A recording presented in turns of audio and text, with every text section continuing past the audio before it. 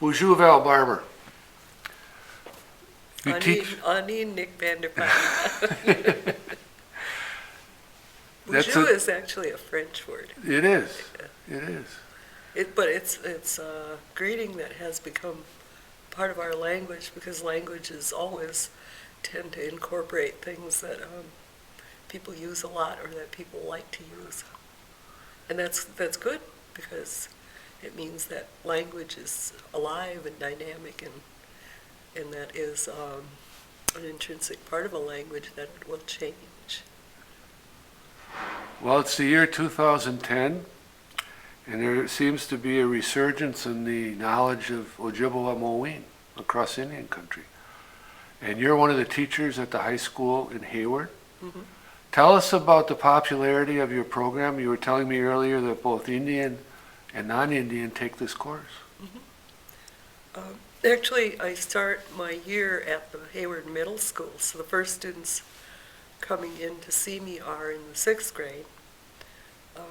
I have 3 years, 3 grades there, 6th, 7th, and 8th. And then I moved to the high school in the spring semester, and I have Ojibwe 1, and I have 2 classes of that, and Ojibwe 2, I have only 1 class. So when I first started in Hayward about, this is my 6th year there,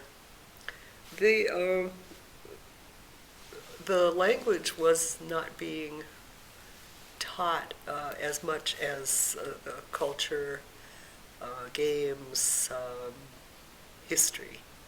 There was less emphasis on the language. I myself am not a language teacher. I was a math and science teacher for about 22 years. And so people ask me, why did you give that up? And I said, well, I have a tendency in my life to do everything backwards. I probably should have concentrated on my language first, then I should have gone to college, and then I should have gone in the service, and then I should have got a job, or I should have gone somehow a combination of those things first. But I'm coming around to the last part of my life, and I'm finally doing what I like the most. So this is for me. I finally get to do what I want. When we look at a map of Wisconsin, we see all these names: Shagwamigan, Misabi, Miskowabik, Ogima, and then the very name of our state, Wisconsin. Mm-hmm. What does that mean? See, Ojibwe, it's kind of a combination of 3 factors in that word. Okay, the first one is sweet, Wisco, okay? And then the ni is for water, right? And the bi, that's the word for water. And the thing part, it was Wisco and sing. Okay, that means the place where there is sweet water. And what better description of our state? It makes me proud to know the meaning of the word of our state, sweet water. And we want to keep sweet water. Yes, we do. Right. We were talking with Orrin Lyons. I asked him, he was at a traditional elders gathering at Waswaganing, and I asked him what's important about survival. And he said ceremony. And then right next to that was language. Mm-hmm.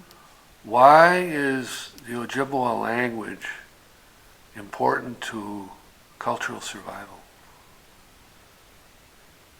I believe there is requirements in law that you, in order to be considered as a separate culture, you have to have, as part of your cultural identity, your own particular language. And I think it's a very important thing, and I think it's going to become more important as time goes on and people cast covetous eyes on the resources and lands that we have. I think it's going to become very important, especially since that Wisconsin, sweet water, is going to become, I believe, the next oil, the next thing that people fight wars over. And if we don't have a language and our people are no longer a separate culture and can hold on to their treaty rights and their lands, because I think people are going to attack that. And if we don't have our language and our culture, we might go under and lose these precious things. We've been attending a finger weaving workshop at the college, and it was described by a representative from the Smithsonian as a cultural repatriation, equivalent to getting a drum back, getting a pipe back. What do you notice among the people here? What's the feeling that you're picking up on? It's a quiet joy. It's a beautiful thing. A lot of us who are attending, have known about these, this type of weaving for probably all our life since we were little kids. My grandpa, Beneshi, Paul Carroll, used to do it, and he would do it by the light of an oil lamp. And I was a little kid then, and I thought he was making magic out of a bunch of string, because he made beautiful sashes and armbands and garters and bags and things like that. And it seemed that he just moved his fingers and made them out of nothing. And so I was a great favorite of his, and I was around him a lot, and I must remember some of it.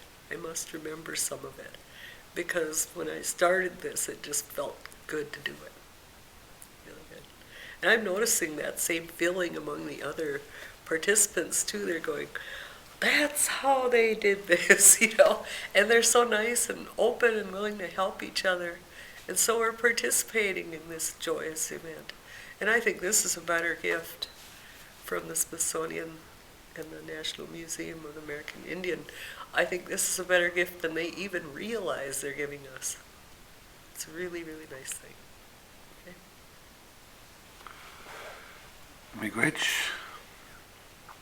This is Nick Vanderpie and Val Barber for IndianCountryTV.com.